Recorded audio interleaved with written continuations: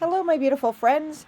So, I'm not going to do a rune pull tonight because I don't have a whole lot of time, but I wanted to talk about magical mail that came today. Now, usually, magical mail, when I think of that, is mail that comes from my sisterhood. But this did not come from my sisterhood. This came from a hiker who stayed with us, standing at the Katahdin sign on Mount Katahdin, which is the northern terminus of the Appalachian Trail. And he has very, very tiny print. Um, but and I'm not going to read the whole thing to you, but I want to read this part, which was the magical part. Um,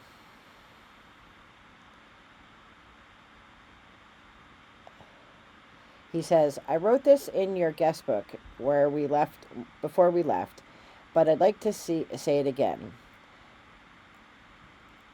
And now that I've seen the entire trail, no one embodies the spirit of the Appalachian Trail like you, Squeak. My trail name is Squeak. You love your hikers and you give us a safe and warm landing spot amongst the hard rocks of Pennsylvania. I could laugh whenever I think of you telling us, and I do this whole thing with the rules, that this is not a hostel. You get what you pay for, and I don't charge anything. However, the truth is, the opportunity to spend time with you, share some laughs, and hear your stances was worth far more than what we could have ever paid. Thank you again to you and Dave for opening up your home to us. You're one of a kind, and I look forward to seeing you out on the trail one day." And that's from Lexicon. That's his trail name.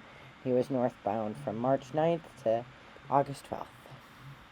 So, if you follow along in the playbook, you know that I live on the Appalachian Trail and that we open our home to through hikers, section hikers, what we call lashers, long ass section hikers, slashers, sexy long ass section hikers, and it's really in the spirit of if you've read the Canterbury Tales, the Appalachian Trail, those who do the long hiking, those are pilgrimages, and many are returning vets, many are people who are retired. There's people who have gone through divorce and they just need to clear their head. Some people just want the adventure of going out and living in the woods for 6 months. I didn't know about it when I was a young person, or I would have done it myself when I was young and I could do it. Now I just do sections of the trail. But we moved to Palmerton so that we could live on the trail and open our home. And we're not a hostel. We don't charge. We have a shower downstairs that they can use. I do their laundry for them. So just to minimize impact on the rest of the house, so that my disabled son, who's autistic, isn't freaked out by strangers being upstairs by his room, which is where the laundry room is.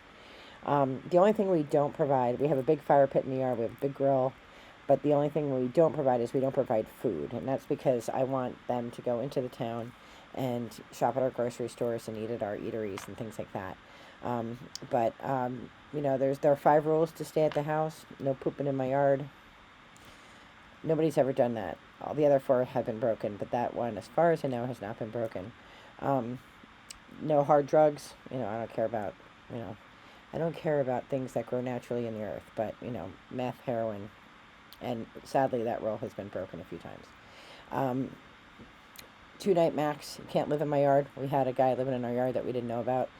That was a nice guy and retired pilot, super nice guy, but apparently he met a girl. He was retired, and he was living in my yard, and I didn't know it because I keep a tent out there all the time for latecomers.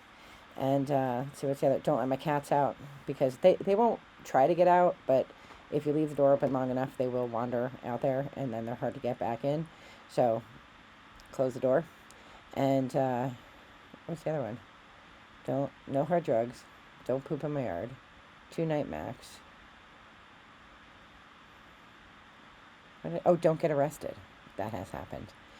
This year there's actually some other silent rules. Like, one is like you can bring your dog, but it can't come in my house because my cats don't like dogs, and this is their home. Not your dog's home.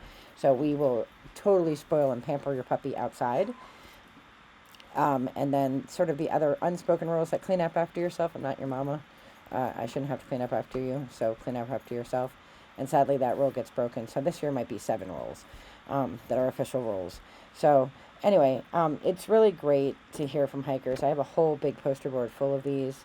And when I see their faces and I see that they made it, a lot of times people want to quit when they get to my house because the rocks are really, really bad. And then they think, if I can't do these rocks, how am I going to do, the Northeast and Maine and all that? And I feel like they call me Aunt Squeak, and my place is called Aunt Squeak's Home for Wayward Hikers. And so I am this slap them on the butt and get them out the door kind of person, because I want them to make it, and I don't want them to quit on a bad day. Never quit on a bad day, because hiking sucks.